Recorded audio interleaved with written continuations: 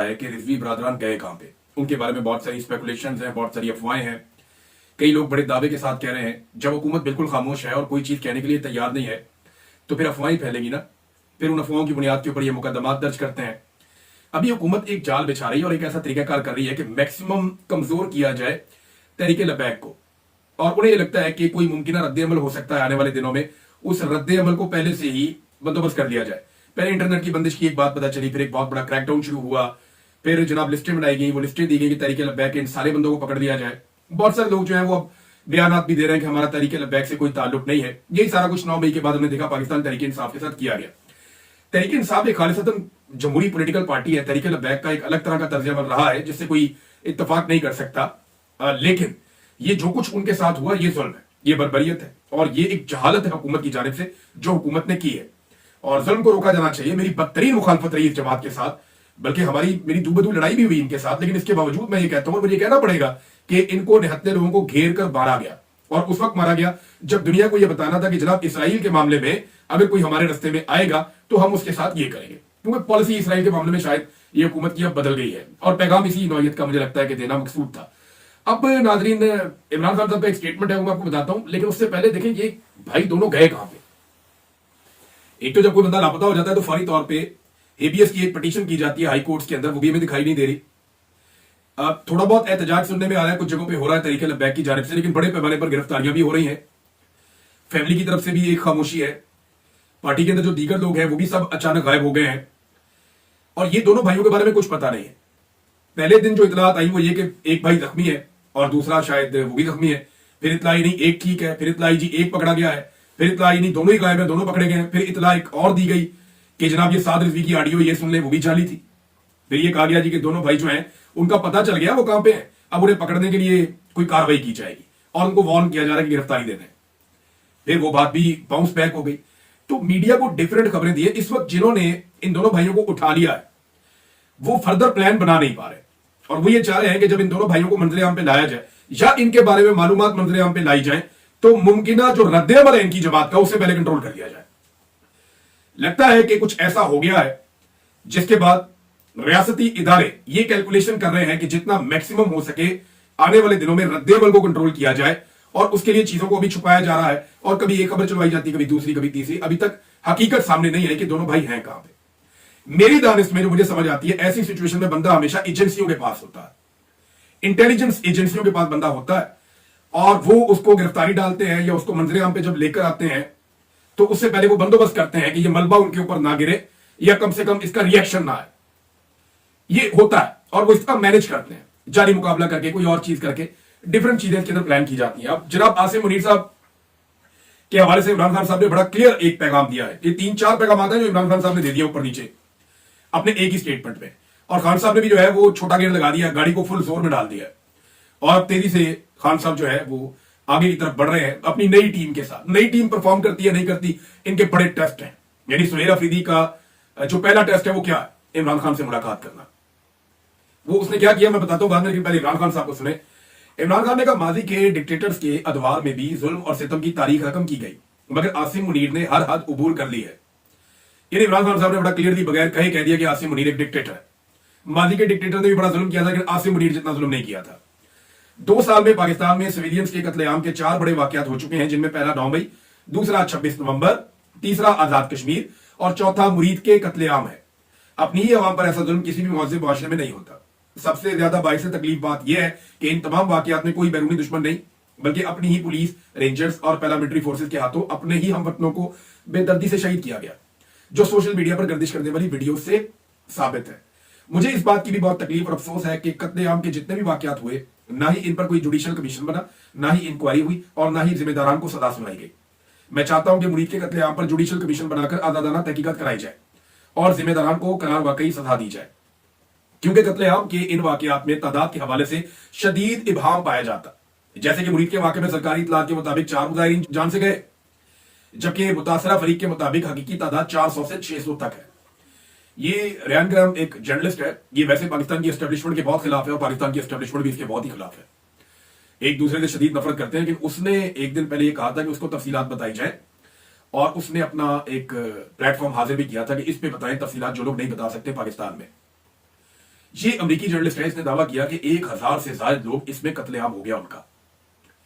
अब ये बड़ी खौफनाक इंफॉर्मेशन है। देखें, जो लोग मेरे अपने सोर्स ने जिन पुलिस वालों से बात की, अब पुलिस वाले जो है वो अलग अलग जगहों पे ड्यूटी कर रहे थे, जिन 3 मुख्तलिफ लोगों से बात की उन्होंने जो तादाद बताई वो कम से कम 60 बताई है एक बंदे ने, और जिसने ज्यादा बताई वो इतनी ज्यादा बताई कि मैंने वो डर के बारे वो बताई नहीं मैंने अपने यूट्यूब चैनल पे कि एक अजीबोगरीब सनसनी फैल जाएगी कि पता नहीं वो मामला जो है उसकी तस्दीक हो सकती है या नहीं। तहरीके लब्बैक के जो मेन लोग हैं वो सारे के सारे बिल्कुल मंजर से गायब है, कोई नहीं बता रहा कि कितने लोग मारे गए हैं। कत्लेआम की जुडिशियल इंक्वायरी में जिले शाह के कत्ल में मुलव्वस आईजी पंजाब उस्मान अनवर समेत आईजी इस्लामाबाद नासिर रिजवी को जरूर शामिल तहकीक किया जाए, क्योंकि कत्लेआम के इन वाकयात में ये भी हिस्सेदार हैं। मैं ताकीद करता हूं कि खैबर पख्तूनख्वा में हमारे कारकुनान और अवाम बाद अज नमाज जुमा मुरीद के कत्लेआम के खिलाफ एहतजाजन निकले। ये किसी एक सियासी जमात नहीं बल्कि तमाम पाकिस्तानियों का फर्ज है कि वो इस बर्बरियत के खिलाफ आवाज उठाएं और जुडिशियल कमीशन के क्याम का मुतालबा करें। इस जुल्म और बर्बरियत का रास्ता ना रोका गया तो बारी बारी सब इसकी जद में आएंगे। वही बात जो मैं कहता हूं कि बारी बारी सबकी बारी, कोई नहीं बचेगा। ये एस्टेब्लिशमेंट सबको मारेगी, क्योंकि इनका मफाद इतना बड़ा है कि ये सबसे लड़ पड़ेंगे एक वक्त आएगा, और सारों को मारेंगे एक वक्त आएगा, बारी बारी मारेंगे। फिर जो पहले मार खाया हुआ होगा वो साइड पे होकर बैठ जाएगा, फिर नया मार खाएगा। लिहाजा मिलकर इनका मुकाबला करो, वरना ये बारी बारी सबको मारेंगे। ये बात बिल्कुल ठीक है। पाकिस्तान और अफगानिस्तान के दरमियान बढ़ती हुई कशीदगी पे इमरान खान साहब ने कहा कि यह बाइस तशवीश है। 2 मुस्लिम हमसाया ममालिक के दरमियान लड़ाई किसी भी मफाद में नहीं है। दोनों मुल्कों के दरमियान तनाज़ात को लड़ाई के बजाय मुज़ाकरात के जरिए हल करना बेहतर है। जिस तरह यहां 3 नस्लों से मुकीम अफगान पनागजीरों को दहाइयों की मेहमान नवाजी के बाद धक्के देकर मुल्क से निकाला गया, वो भी अफसोसनाक है। जो तो मस्जिदों में ऐलान करवाए जा रहे हैं कि अफगानी आपके इलाके में कोई है तो निकाले उसको। तो अफगानिस्तान हमारा मुस्लिम हमसाया मुल्क है। दहशतगर्दी से मुतालिक मामला बातचीत से हल किए जाएं। तारीख से साबित है कि डिक्टेटर्स कभी भी अमन नहीं ला सकते, क्योंकि मिलिट्री डिक्टेटर्स को मिलिट्री सोल्यूशन के अलावा कोई हल नजर नहीं आता। याह्या खान समेत तमाम डिक्टेटर्स की मिसालें हमारे सामने हैं। ये मामला सियासतदान मामला फहमी से हल करते हैं। अगर इनसे नहीं होता तो मुझे पैरोल पर रिहा किया जाए, ताकि देर पा अमन के क्याम और अफगानिस्तान से तनाज़े के हल के लिए अपना किरदार अदा कर सकूं। इमरान खान तो कहते हैं यार आपसे नहीं होता ना, आप बातचीत से मसला हल नहीं कर सकते, मुझे पैरोल देकर रिहा करो। वो कोई रिहाई नहीं मांग रहा, वो ये नहीं कह रहा कि मुझे केसेस खत्म कर दे, कुछ और कर दे। वो कह रहे मुझे पैरोल पे छोड़े, मैं ये मामला निपटा के फिर वापस चाहे मुझे दोबारा पकड़ लिया। पैरोल की रिहाई यही होती है ना कि एक स्पेसिफिक टाइम पीरियड के लिए एक मखसूस काम करने के लिए बंदे को छोड़ते हैं फिर वापस बंद कर देते हैं। तो इमरान खान साहब ने कहा जी आपसे नहीं हो रहा ना, मुझे पैरोल पे छोड़ो, मैं ये काम करके देता हूं और एक मुस्तकिल अमन कायम करता हूं। मुल्की हालात से मायूस होकर पहले ही 30 लाख पाकिस्तानी मुल्क छोड़कर जा चुके हैं। मुल्क से तेजी से मल्टीनेशनल कंपनियों का इनखला जारी है। बैरूनी सरमायाकारी आना तो दूर की बात है, मुल्क के अंदर से भी सरमाया तेजी से बाहर जा रहा है।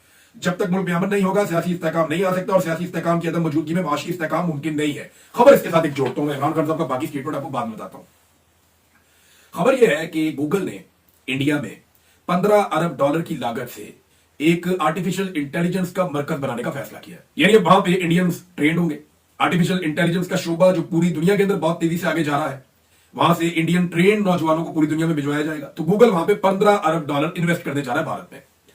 तो भारत को पाकिस्तान से लड़ने की क्या जरूरत है? अगर पाकिस्तान अफगानिस्तान से लड़ता रहे तो अफगानिस्तान की लड़ाई आपको पता है बड़ी लंबी होती है। पाकिस्तान की हमारी फौज की मैक्सिमम लड़ाई जो है वो थोड़े अरसे तक की रहती है। यानी हमने जो जंगें लड़ी है 5 दिन 6 दिन 7 दिन 1-1.5 हफ्ता, इससे लंबी जंग हमने कभी लड़ी नहीं। अफगानों की जो सबसे छोटी जंग मुझे याद है वो भी 13 साल की है। फिर अभी उन्होंने कोई 18-20 साल की एक जंग लड़ी है अमेरिका के साथ 2 दहाइयों की, पूरा वो नेटो उसके अंदर शामिल था। तो वो आपके साथ एक लंबा पेचा डाल लेंगे, आप उनके साथ उलझते रहिएगा, कभी बॉर्डर पे, कभी बॉर्डर के अंदर, कभी बॉर्डर के उस तरफ। तो ये उनके साथ आपकी अगर लंबी लड़ाई चल पड़ती है तो इंडिया को तो आपसे लड़ने की जरूरत ही नहीं है। इंडिया में तो इन्वेस्टमेंट आ रही है, वो अपनी तरक्की करता जाएगा, आपको यहां उलझा के रखेगा। आप अंदर से कमजोर होते रहेंगे, आपकी इकोनॉमी कमजोर होती रहेगी, आपके ऊपर एक प्रेशर बनता रहेगा। इन्वेस्टमेंट पाकिस्तान में नहीं आएगी। उसकी वजह यह है कि पाकिस्तान में बदल नहीं होगी, और पाकिस्तान में अमन के क्याम के लिए आपको अफगानिस्तान के साथ बैठकर एक तरीकेकार बनाना पड़ेगा, जो बदकिस्मती से पाकिस्तानी हुक्मरान नहीं कर रहे, सिर्फ अमेरिका को ऐसा लगता है कि शायद खुश करने के लिए। मुल्क में लाकानूनियत का यह आलम है। अब इमरान खान साहब कह रहे हैं कि हम अपने मुल्क में रहते हुए ही गैर महफूज है, किसी को यह नहीं पता कि कौन कब सड़क पर मारा जाए या उठा लिया जाए। आजादी इजहार पर शदीद कदगन है, मीडिया को बोलने की आजादी नहीं है। जिस तरह अलीमा खान पर बेजा मुकदमा बनाया गया, ऐसा किसी के साथ भी हो सकता है। ये इमरान खान साहब ने जेल से पैगाम दिया। नाज़रीन, अब मैंने आपको बताया था कि पहला जो बड़ा टास्क होगा सुहेल अफरीदी के लिए वो होगा कि इमरान खान साहब से मुलाकात कैसे की जाए। तो सबसे पहला जो काम किया, सुहेल अफरीदी ने आईजी को तलब किया, जो खैबर पख्तूनख्वा के आईजी हैं। उन्हें बुलाकर पूछा कि सनम जावेद खैबर पख्तूनख्वा से कैसे अगवा हुई। अब यह काम तो अली अमीन गंडापुर को करना चाहिए था, उन्होंने नहीं किया। लेकिन सुहेल अफरीदी ने एक तफसीली रिपोर्ट आज के दिन में जमा करवाने के लिए कह दिया आईजी खैबर पख्तूनख्वा को कि जमा कराओ जनाब रिपोर्ट, बताओ सनम जावेद खैबर पख्तूनख्वा से कैसे अगवा हुई। ये खैबर पख्तूनख्वा के जो लोग हैं ना, जो पश्तून लोग हैं, वो मेहमान नवाज लोग हैं और मेहमानों के लिए तो वो जान भी देते हैं, मेहमानों का वो ख्याल भी रखते हैं। मैं खैबर पख्तूनख्वा में रहा या बलूचिस्तान के कबायली इलाकों में रहा तो ज्यादातर मैं पश्तूनों के पास रहा हूं, और भी बाकी सबकी भी मुझे बड़ा एहतराम है। लेकिन वो लोग कहते थे कि हम मर जाएंगे, आपके ऊपर आंच नहीं आने देंगे, तो मैं डर के बहुत सारी जगह छोड़ देता था कि मेरी वजह से इन्हें कोई प्रॉब्लम ना हो जाए। बहुत सारे लोगों को मुश्किल में मैं नहीं डालता था। तो ये इनका तो ये रवैया होता है पश्तूनों का। अब वहां से एक औरत उठाई जाए उनके पास से जो उनकी मेहमान है, तो ये सबसे पहला जो ऑर्डर दिया उसने ये दिया कि जनाब तफसीली रिपोर्ट आज के दिन में जमा करवाए आईजी खैबर पख्तूनख्वा। सुहेल अफरीदी के लिए जो बड़ा एक टास्क है वो इमरान खान से मुलाकात करना। गंडापुर साहब कहते थे कि मेरी मुलाकात हो नहीं पाती, लेकिन मैं इसमें मानता नहीं था कि गंडापुर साहब अगर चाहें और उनकी मुलाकात ना हो, क्योंकि उनके ताल्लुकात एस्टेब्लिशमेंट के साथ बहुत अच्छे थे। लेकिन गंडापुर साहब ने लगातार कहा कि मेरी मुलाकात होने नहीं दी जाती। अब सुहेल अफरीदी आए हैं और मैं ये जानता हूं कि कोशिश की जाएगी कि इनकी मुलाकात ना हो, लेकिन एक वजीर आला ना मिल पाए ये मुमकिन नहीं है। जो घी सीधी उंगली से नहीं निकलता, ये उसको टेढ़ी उंगली से निकाल सकते हैं। खैबर पख्तूनख्वा के वजीर आला के पास ऐसे 100 रास्ते हैं जिनसे वो इमरान खान साहब से मिल सकता है। दबाव कैसे डालना है, कैसे बढ़ाना है, अब जिस सीट के ऊपर सुहेल अफरीदी बैठे हैं वो सीट उन्हें खुद बताएगी कि किस तरीके से इमरान खान साहब से मुलाकात हो सकती है। मुलाकात तो देंगे एस्टेब्लिशमेंट की मर्जी से होनी है, खासतौर पर इसकी इजाजत जो है वो कम से कम फील्ड मार्शल आसिम मुनीर साहब की जानिब से आएगी। वफाकी और पंजाब दोनों हुकूमतों को, यानी चचा और भतीजी दोनों को मुरासला अरसाल कर दिया गया है और यह कहा गया कि मुलाकात का बंदोबस्त किया जाए।